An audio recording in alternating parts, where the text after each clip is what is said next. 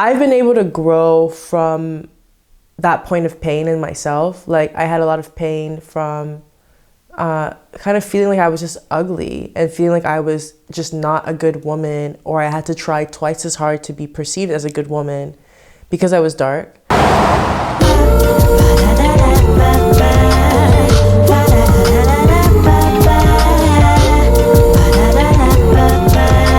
Hi, welcome to Mayowa's world. So for those who are new to my channel, my name is Mayowa. I am from Atlanta, Georgia, and I currently live here in Berlin, Germany. On my channel, I talk about feminism, freeform locks, natural hair. Today, we're gonna be talking about colorism, which is a new added thing, and just topics that I feel like are super, super lucrative and are not discussed in mainstream media. Updates. First update I'm the most excited about is my camera came in, you know what I'm saying? So now this content, as soon as I figure out the settings, because I didn't anticipate that learning a new camera settings is actually difficult. So when I figure out the settings, it's over for you hoes. But I'm really excited because it's a brand new camera. I've been like saving up for this for so long, and it's like starting a new relationship. Like I'm single, so like my relationship to my camera now is my new like boyfriend girlfriend. So yeah. What else? I was in Paris last week and it was my first time in Paris. I've been to France before, but I went to Cannes and like I was in the south of France. And this time I was in the capital, and it's an amazing city. First and foremost, I didn't know there were so many Black people there. Like it's a very Black city, and it was incredible. I went with Nike and we went to celebrate the Women's World Cup that's coming up soon. And I just really had a blast. Like I feel like I don't have vacations often because it feels like I'm always working. But it was cool to kind of just have like another person take control and I just kind of just show up. So it was really cool. They had a really beautiful fashion show. Naomi Campbell was there. I was like, hey sis. I didn't say that. I just looked awkward. Like, and on top of that, my future wife, she doesn't want me to call her that because she's married, Caster Semenya, kicked a football in my face, and Lord Jesus, I was living for it. I think that was the best. That's the best thing that's ever happened to my face. Honestly, having Caster kick a ball in my face, I was like, I'm good for life. Like, and it's recorded, so. This is me, Mayowa, and that's Caster Semenya, fastest woman in the world.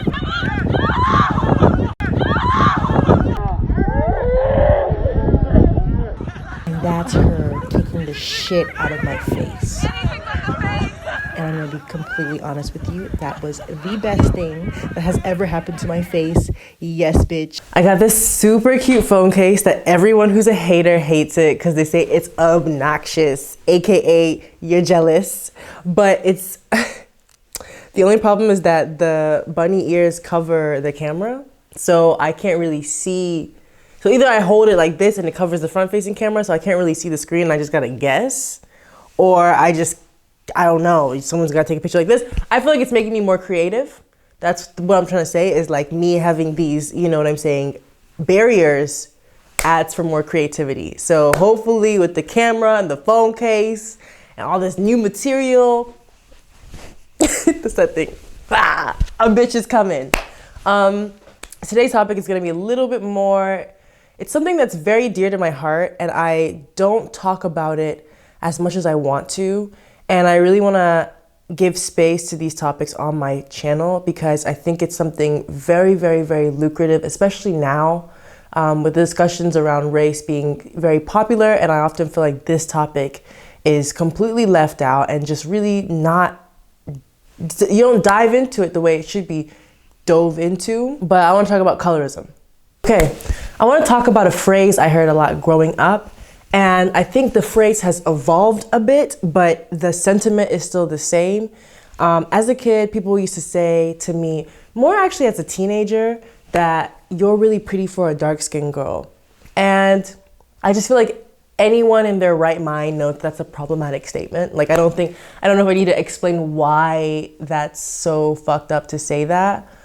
But I think the deeper reason that people are saying that is because there is this like subliminal it's not even subliminal. There's this like message that darker skinned women, particularly, because when I talk about colorism, I think the experience between men and women is like totally different. But darker skinned women are interpreted to be less desirable. And for those who don't know what the definition of colorism is the discrimination of darker complexioned people. I also think even the definition of colorism sometimes creates debates because I think people think it's a two-way street. But I think in terms of systematic oppression, it's the discrimination of darker skinned people versus it being like a mean comment that someone said to you who was dark, if that makes any sense. But historically, darker skinned people have always been perceived as being bad or evil or ugly or masculine. And so when I talk about colorism, I think it's important to separate male and female experiences because a lot of men are perceived to be more strong or more tough or more rugged because they're dark skinned, which plays in well for like how society wants to see men as like very tough people. But then when you take that same characteristics and you put on a dark skinned woman, you just got your whole new kind of oppression. So I only just speak about my experiences being a dark skinned woman. I feel like I identify strongly with the term dark skin because I think it really shows my distinct experiences I've had while being Black. I think being dark and like a woman and having these like opinions of how you're supposed to look, it's just a lot. And I think as a teenager, I felt like I had to overcompensate for my dark skin by having other white or Eurocentric features. So I was like, okay, I have dark skin, but for a long time, that's why I had straight hair, because I feel like having dark skin and nappy hair was like a double whammy.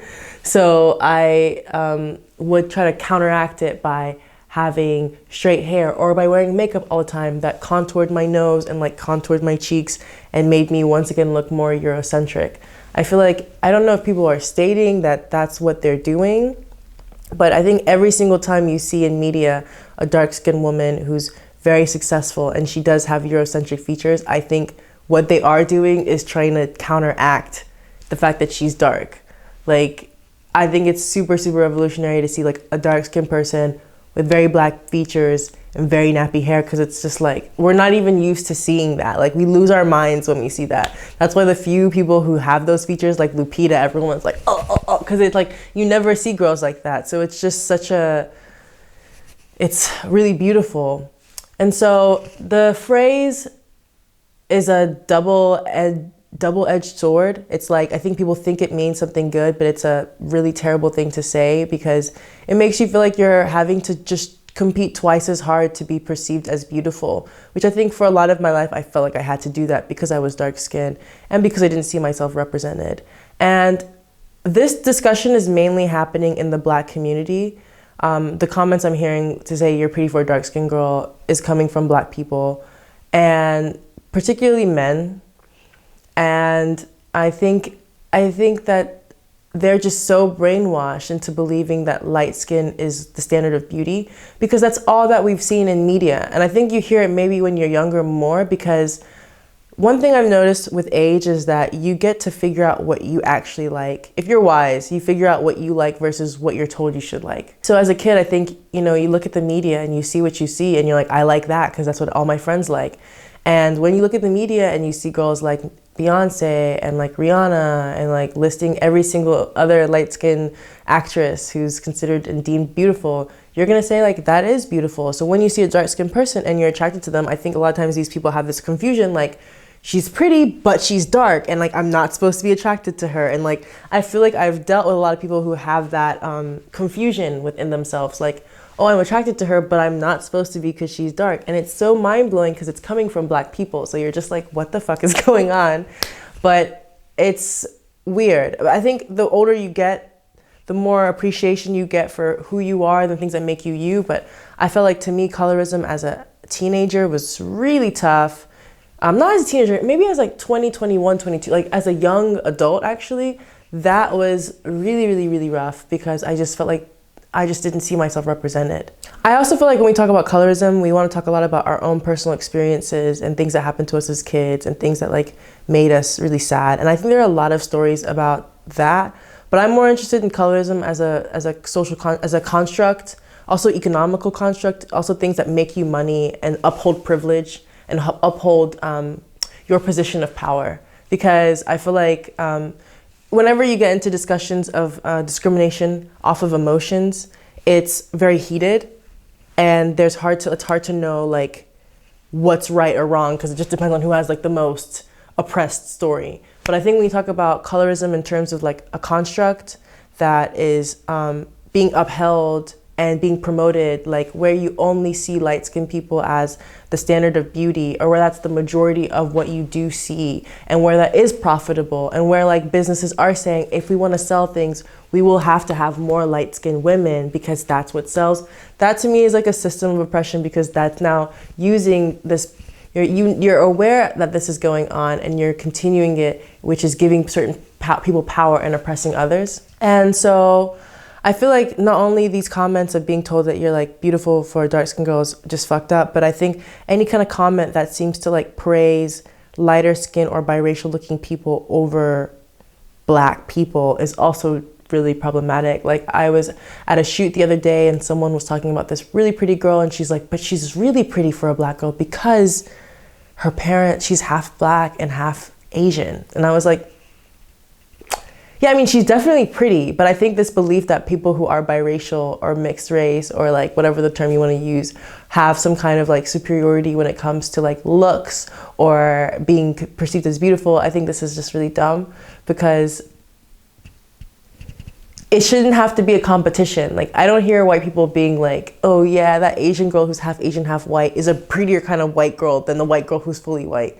I feel like that conversation only happens in like my community and like the Black community, and I just think it's stupid. I think there's always this feeling that Blackness can't stand on its own, and it has to be like held up by something that counteracts it being Black. Like I'm Black but I have straight hair, or I'm Black but my makeup is like great, or I'm Black and I have my nose done, or something like these weird like, but wait, it's not so Black, it's like kind of something else. It's like Blackness becomes very ambiguous. I think the phrase is being told you're pretty for a Black skin. I think the phrase is being told you're pretty for like a dark skinned girl, and also that combination of never seeing yourself represented in media, plus like this intense wave of talking a lot about racism, but never talking about colorism, because nobody wants to call out their own privileges. Like, I think one of the most revolutionary things I learned for myself was when I was able to admit the privileges I have, and understand that just because you admit privileges that you have doesn't mean that you haven't gone through shit. I think that's so important to like get that into your psyche, that like I can say I have privileges in these arenas. Like I have educational privileges, like my dad was a professor, both my parents went to university.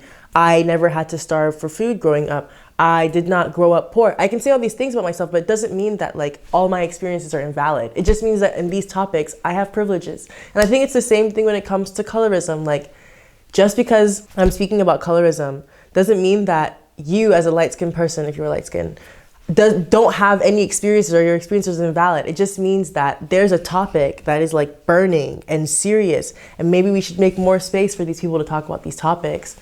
And I'm particularly interested in how colorism affects the way that you view your beauty, because a lot of times as women, we're told that our beauty is our worth. And I think as you get older, you learn to separate the two. But as you're young, it's like, it feels like it's everything, and it feels like the world's crashing in on you. And I don't even know how to explain the pain that you feel when you literally never see yourself ever represented on TV, on the news, and the only time you see yourself represented is in really negative lights. Like it just really fucked me up as a kid. And it's just hard. It was hard for me to juggle everything. And I say this till now, I feel like fighting colorism is a harder challenge. It was a harder challenge for me than racism. Like I can take racism over colorism any day. I don't know if anyone else agrees with me on that, but I think there's something that hurts more about it being from your own community. And I think that we talk a lot about like what white people have done to Black people, but we like don't really want to get into too much detail of what we're doing to ourselves and how that affects our psyche, and how that's like also admitting the privileges you have, and how it's not just about like you being, I don't want colorism, the talk about colorism to just be like everyone's like, but dark-skinned women are beautiful. It's like, but what are you actively doing to show that? I don't mean like posting like photos of Black dark-skinned women being like, oh, that's beautiful. That does help. But I mean, like, are you hiring dark-skinned women as a form of beauty? Are you saying that you do? Are you showing in your politics that you believe dark skin is actually beautiful? Are you being like, oh, dark skin girls are gorgeous, but then you like release a makeup line and everyone's light skin? Like, these are things that I feel like should be like thought about and should be questioned. Because if we don't fix colorism in the Black community, we're not wanting equality. Like, if all we're doing is seeing how someone else is fucking us up and we're not seeing how we're fucking up other people, we're gonna just be arrogant as shit, and we're gonna continue the same systems of oppression that have been done to us. I have a bit of hesitancy talking about these topics because I don't want people to interpret what I'm saying as meaning that certain people's experiences are invalid. But at the same time, I feel like this is such an important thing that's not being discussed. And I think that when we don't discuss this, it just becomes bigger and bigger. I've been able to grow from that point of pain in myself. Like, I had a lot of pain from kind of feeling like I was just ugly and feeling like I was just not a good woman, or I had to try twice as hard to be perceived as a good woman because I was dark. And it was only when I rejected the idea that I'm trying to fit into some kind of like Eurocentric standard of beauty that I was able to really love myself. And then that created this whole journey of like my freeform locks and like questioning social constructs, questioning everything I had been told was one way or the other, and kind of creating my own space for what I think is beautiful and what I think should be brought to everyone's attention. It's what made me want to create a YouTube channel, is a journey towards for my own self of being really honest with embarrassing things that I don't think most people want to admit. Like, nobody wants to admit that they felt insecure for being dark skinned. Like, that's such a painful thing to talk about, especially and get into the specifics of what things made you feel what way. And it's very vulnerable, but I feel like I want to put myself out there if it means that someone else can look in the mirror and say like, I'm not alone.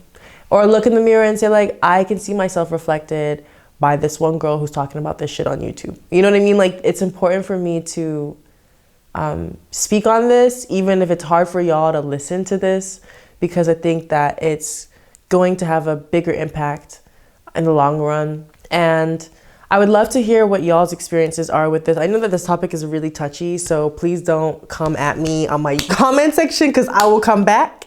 But I hope that we can have like a loving discussion about this and what topics y'all would like to hear me talk about more within colorism or just generally. I'm moving out of my flat, this flat here, at the end of this month. And I'm going on a 2-week tour for my job.